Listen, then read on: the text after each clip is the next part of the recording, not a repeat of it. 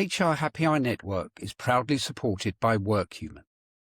We talk a lot on this show about where HR is headed, and one of the most exciting developments I've seen lately is what WorkHuman is doing with Future Leaders. Future Leaders is the first talent intelligence tool of its kind, helping companies identify high-potential VP plus talent already inside their organization, up to 4 years before they step into the role. And it's not based on gut instinct or on visibility. Using real-time recognition data and proprietary AI, it reveals who's already influencing and elevating the people around them. Future Leaders from WorkHuman is setting a new standard for internal development. Learn more at workhuman.com. That's WORKHUMAN.com. Welcome to the HR Means Business podcast, which is part of the HR Happy Hour Network. I'm your host, Mervyn Dinnen. Very recently, I attended the Global HR Summit in Istanbul, and one of the keynote speakers, Cris Beswick, who is an expert and author on leadership, culture and innovation, put forward a very, very strong case for innovation, leadership, and why we possibly don't do things the right way. And so I've invited Cris to come and talk about leadership, culture and innovation on the podcast. He's an advisor and speaker on leadership and culture, serial entrepreneur, former CEO, and as I said, best-selling author of the book, Building a Culture of Innovation. Cris, welcome to the HR Means Business podcast. Thanks, Mervyn. It's an absolute pleasure. Did I miss anything out in your list of achievements? I don't think so. I think, I'll take all that. I'm more than happy with that as an intro. Yeah. Okay, that's great. So I suppose let's start with the big picture. So when people talk about innovation in organizations, what do you think they still get wrong? That's a great opening question. In fairness, I think one of the challenges is that the word itself has been bastardized and devalued over the last, let's say, decade, just to make the context of the conversation easier. So over the past decade, innovation has meant different things to different people. And organizations have pursued innovation, or what they've deemed, to pursue innovation. And because they haven't approached it in the right way, a huge amount of investment in innovation hasn't returned any ROI. So it's been really devalued. There's a lot of conversation in organizations around, well, we've tried to innovate before and it didn't work. So I think the challenge with it is that it's been devalued and therefore is largely misunderstood. Okay. Is it? Do you think it's a product thing? It's a technology thing, No. or is it something? I suppose for like almost a separate team rather than No. being just a way of working. No, absolutely not. So if you look at the way I describe innovation in all of the organizations I work with, and in fairness, we quite rapidly move away from the word innovation, and I'll explain why. Firstly, we have to look at innovation as an outcome. I think one of the challenges with organizations is they've looked at innovation, to your point a few seconds ago, they've looked at innovation either as, well, that's about a team, or it's about a department, or it's about a very, very specific focus on a product or a service. And the reality is, for me, and the way I position it with clients is, innovation's an outcome. So innovation predominantly is and should be a label that we apply to something we've done, whether that's a product, a new proposition, a new experience, a new service. When that product, proposition, service, experience, whatever it is that we're doing as an organization, when we've implemented that and we've got it into the hands of customers or whoever we're solving challenges for, and it's received and deemed demonstrably better than what existed before and of greater value and a genuine solution to the problem that was occurring before, at that point, we've probably done something sufficiently different and valuable enough to warrant starting to call it innovative. Mm. I think the challenge with organizations, though, is they're too caught up on the word as opposed to why we as organizations want to be more innovative in the first place. And that's because we want to drive growth. We want to be different. We want competitive advantage. We want to be able to solve problems faster. We want to be able to, and this is some specific language I'm hearing at the moment from CEOs and leadership teams, we want to be able to lead the organization at pace. And there are obstacles in the way that are slowing us down from that kind of pace that we don't know how to solve. And innovation is a capability that we can build inside an organization, i.e. we can build the capability to be more innovative. And it's that capability that allows us to drive growth and lead at pace, etc. And I think when I talk to leadership teams and put innovation in that context, then even though we might discuss this now and talk about it, think, well, yeah, that sounds intuitive. That sounds simple. There's just a real aha moment from boards when it's positioned and discussed in that kind of context. Mm. Is there an element, do you think, of organizations thinking they can just launch an innovation program and kind of somehow expect it to happen? Yes. And I've literally had that conversation with a client this morning. Oh.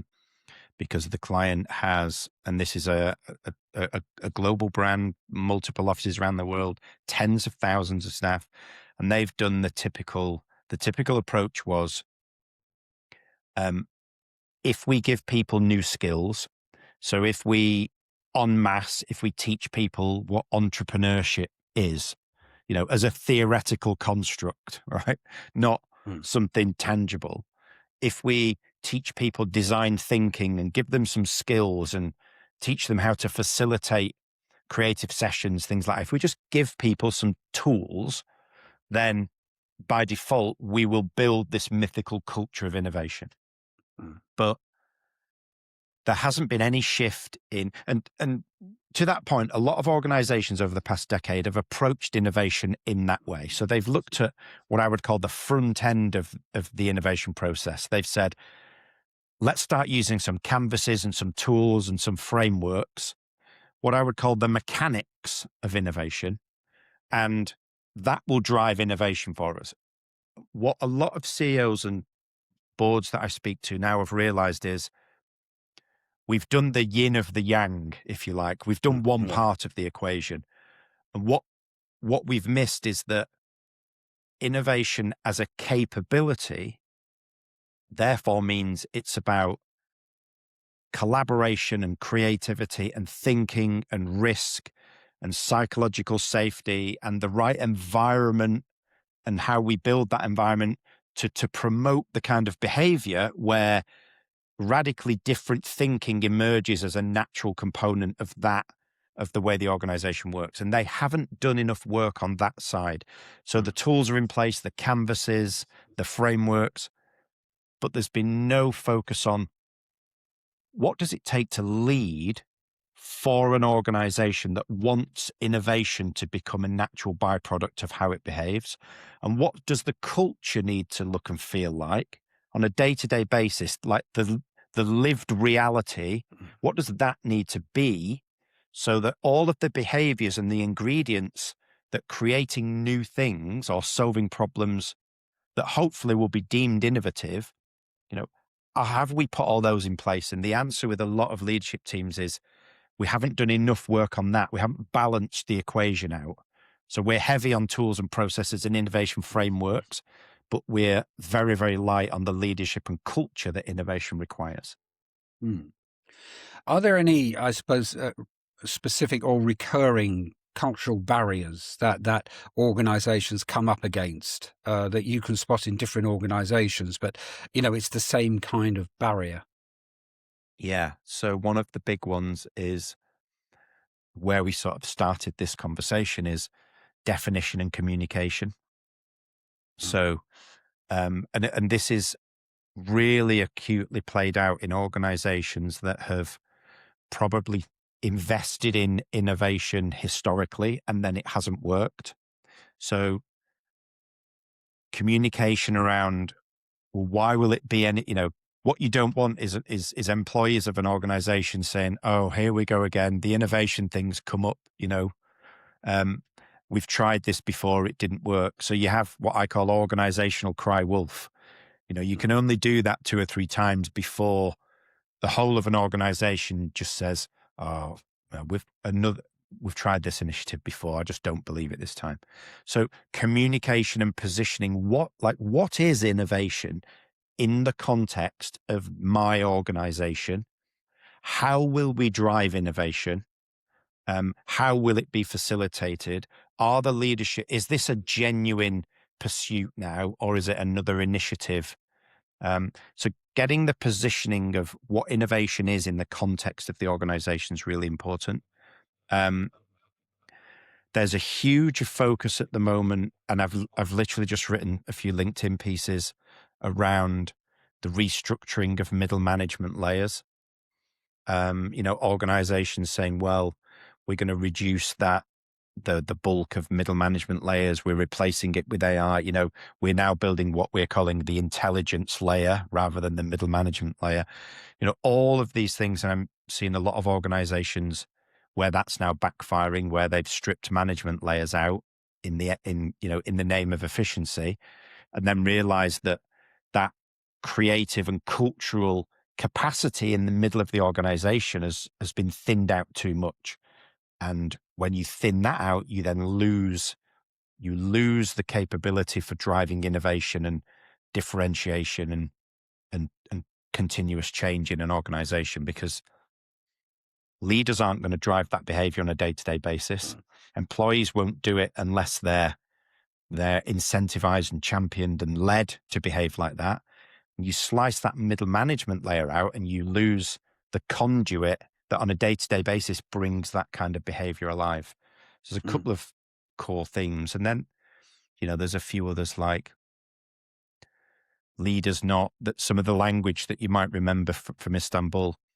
I talk about leadership teams need to own the innovation agenda, like genuinely own it, proper ownership. Whereas at the minute, there are too many leadership teams that sponsor innovation, but they don't really take ownership of it. And that's quite a recurring theme. Actually leads me on to my next question, which you didn't know was coming. But I suppose it's a bit like, what does innovative leadership look like in practice? But I suppose more specifically to an individual. If you join an organization or you walk into an organization where innovation, I suppose, is genuinely part of the culture and what they do, what would you notice that leaders do differently on a day-to-day basis, or maybe on a more of a kind of monthly or quarterly basis? Yeah. So I think my first just reaction to that is, because I think, again, the language is really key here. It's not about innovative leadership. The leadership itself isn't innovative.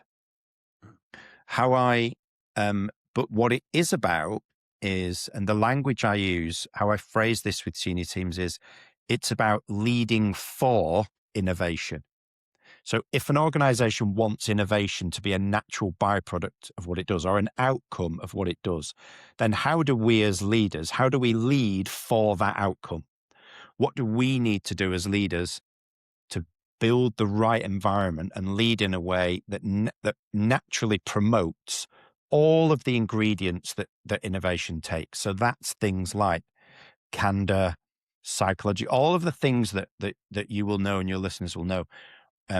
Radical candor, psychological safety, understanding what creativity is, like genuinely understanding what creativity is, understanding how the process of innovation works, that it's not a case of just saying, hey, we've got X opportunity or X problem here.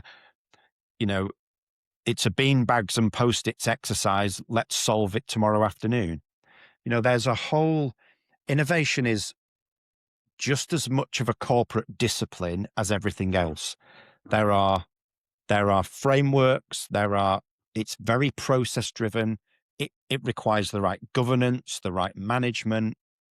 So as a leader, it's about understanding how you get from a problem or an opportunity that you've identified through to a really creative solution several months down the line that people say, wow, that is super innovative.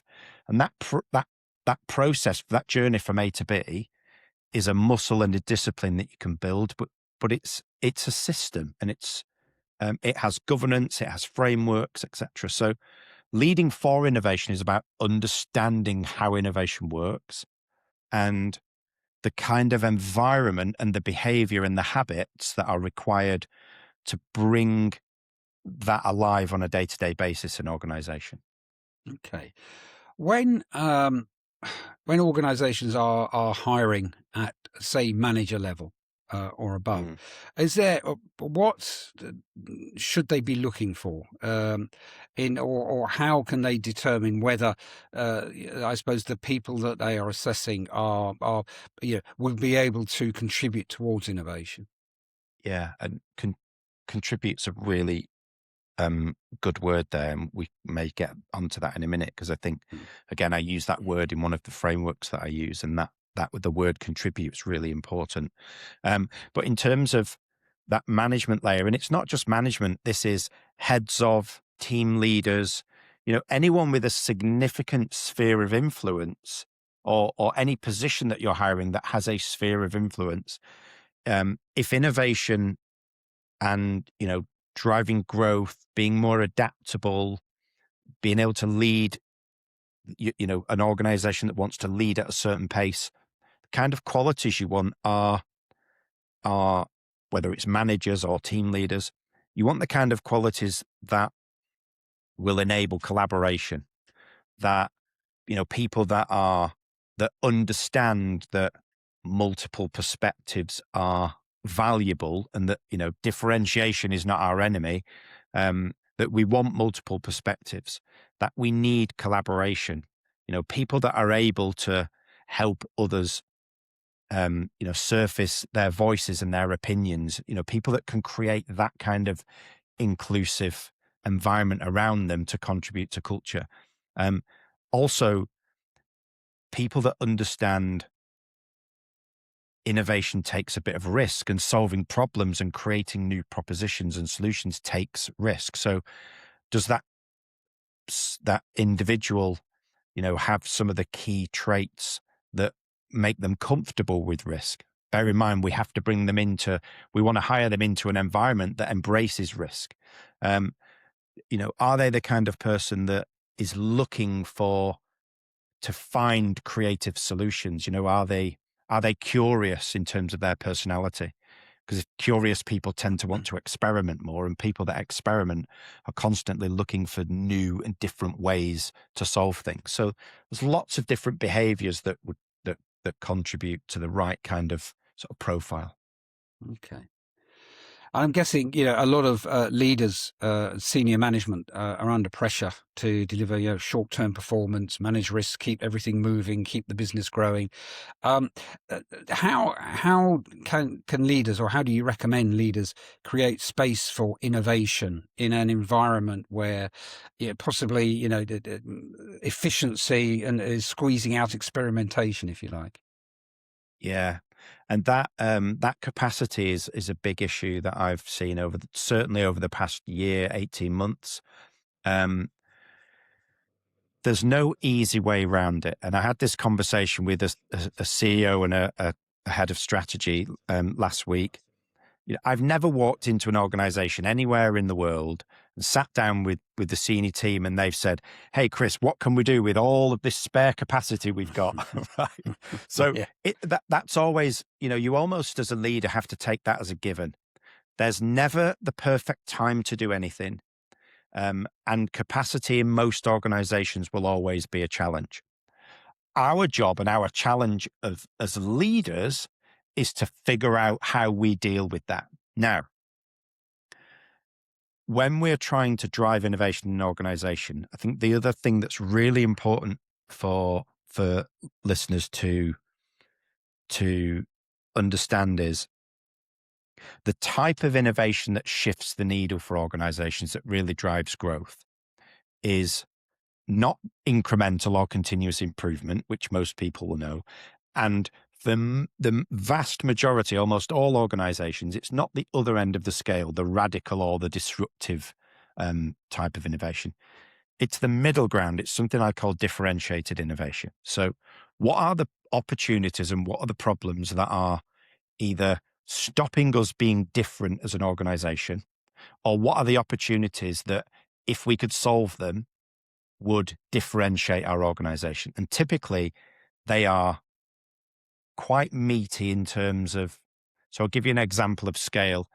I'm working with a client at the moment, a UK-based company. They are £120 million a year business. They have multiple problems in the organization that are a joint issue between them and their customers. So they affect the customer and they affect them. Those problems range anywhere from costing them £500,000 a year to £1.5 million a year. And they have a dozen of these problems. Now, those are the kind of things that you want to be solving as a £100 million a year business. The challenge is you're never going to be able to solve all of them all at once. You might have the capacity to look at 3 or 4 of them at any one time. So when we talk about the leadership challenge around the capacity to solve these problems, you're talking about spinning a small team of 3 or 4 people up for maybe half a day a week for the next 6 months. So in terms of capacity, you're not talking a huge amount of time and resource and capacity to free up. So for each one of those problems, you're talking 3 people for half a day a week. Now, that's not insurmountable. It's not like saying we need 30 people to be working on these problems full time. So again, I think because the structure of innovation and the process of it is so misunderstood, most leaders think, well, we just don't have time to do all this, because they have an assumption or a bias that solving these problems is just going to take so much time and effort and energy and resource that they just don't have it spare. And that it's a big challenge. I think that's what's holding a lot of organizations back. Yeah. What would you say is I suppose, the role of trust? I mean, I suppose a lot of innovation depends on people challenging, speaking up, trying ideas. Bear with me a moment on this one. And obviously sometimes getting them wrong. So, what role is trust, or, what role does psychological safety play within an organization? A huge role. So there's a couple of things. So psychological safety, in specifically between leadership teams and management teams, is really, really important. What we want to do as leaders, our job really as leaders, if we own that innovation agenda, and whether it's growth or innovation or, leading at a different kind of pace, whatever our agenda is, what we're doing as leadership teams predominantly is then pushing down the ask to the middle of the organization to say, can you now enable that and bring that alive on a day-to-day basis? So the connection between leaders and managers in terms of psychological safety is really, really important. If I, as a leader, want you as my middle management layer to bring all of this stuff alive on a day-to-day basis, you need to know that I've got your back, and you need to know that it's safe for you to do that. And then the next layer down, in terms of middle management down to employee, that relationship in terms of psychological safety is then different again. That's now about, can I challenge the business? Can I challenge my colleagues? Can I challenge you as my manager? Can I throw something into the pot that might be a little bit controversial or off the wall?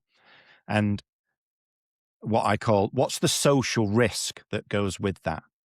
So is the culture and the environment safe enough for me to be okay to doing all that, so that there's no sort of, I'm not at risk of upsetting the boss, and I'm not at risk that there's no social risk, i.e. what will my peers think of it?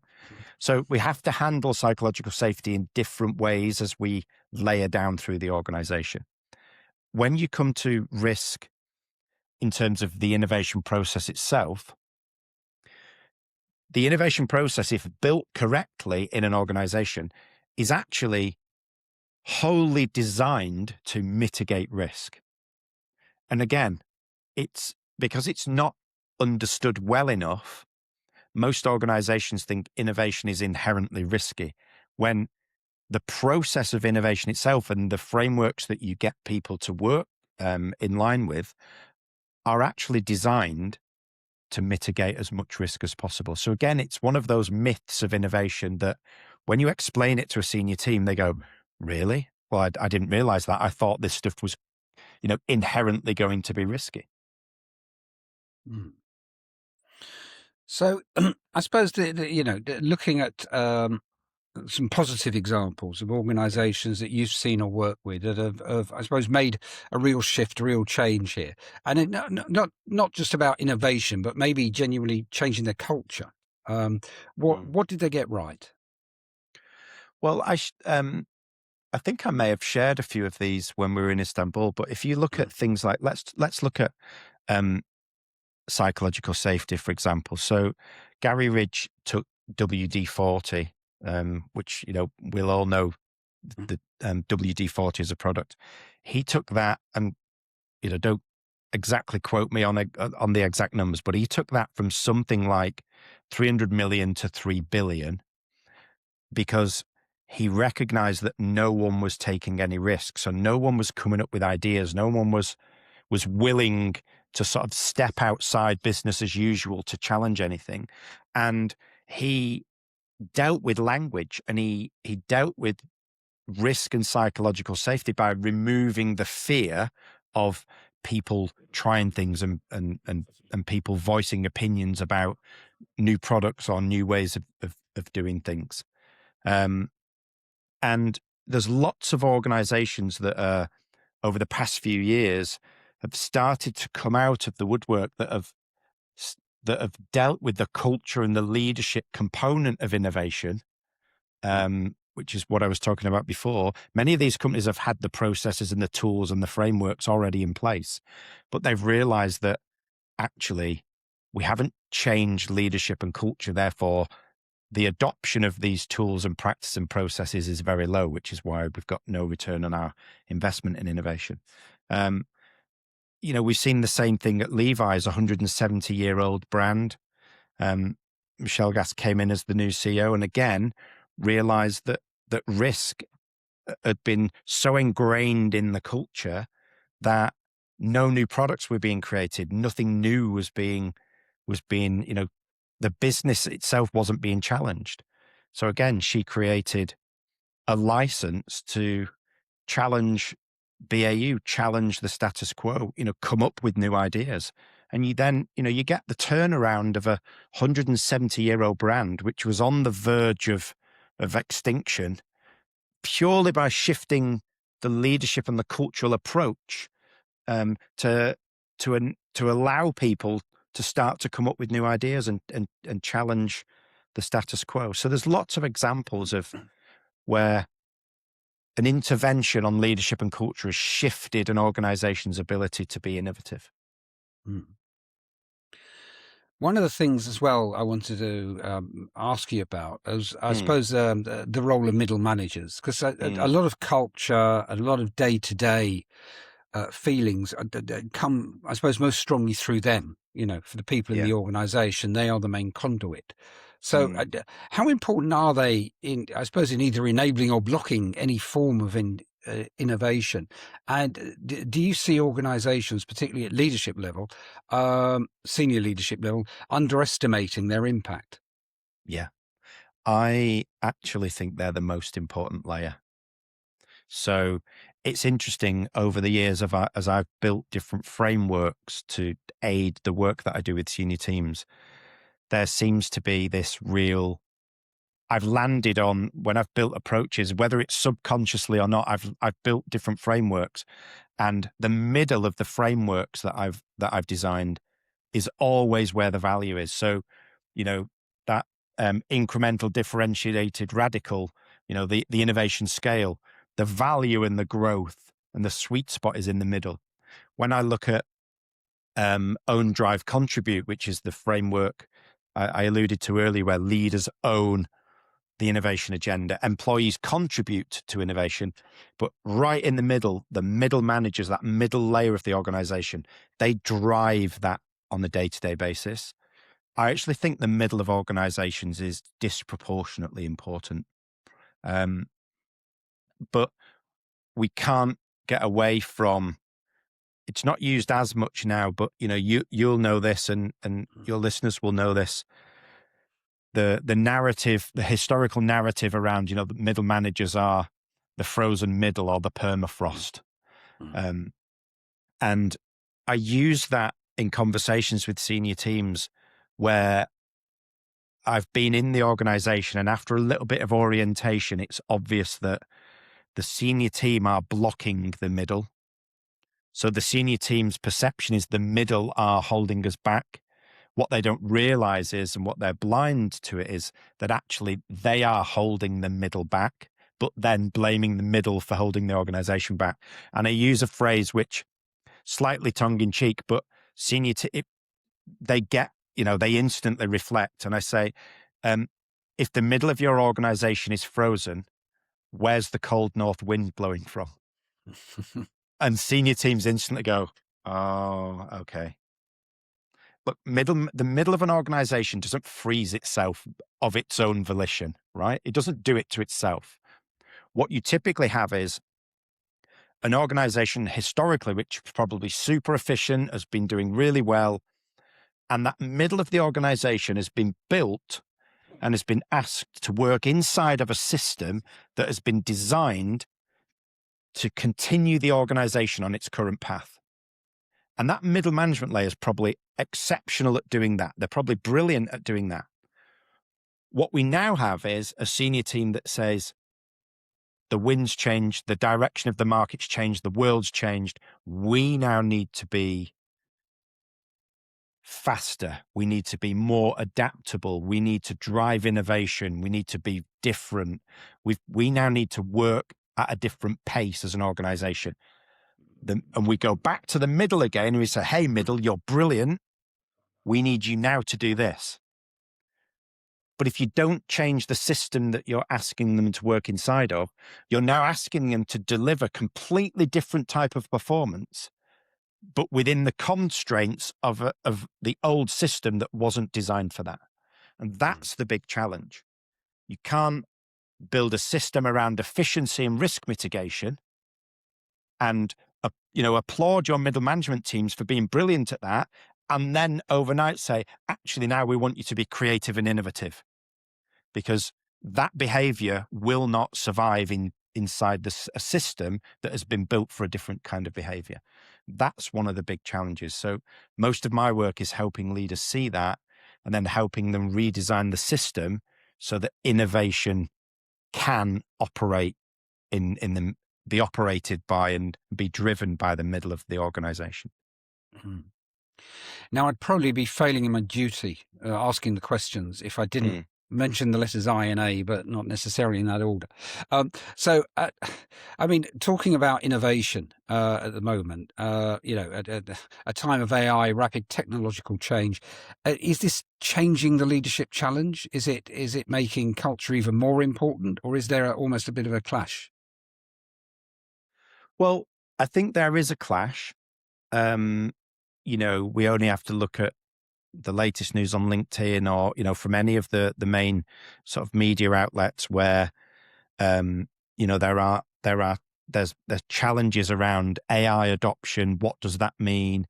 This morning there was a piece, I think it might have been in Bloomberg or somewhere, where, we're now getting CEOs saying, actually, we've done this whole reorganization around AI and we've realized it was terrible and it's not going to work. And now we've got to sort of reorient back to this happy medium.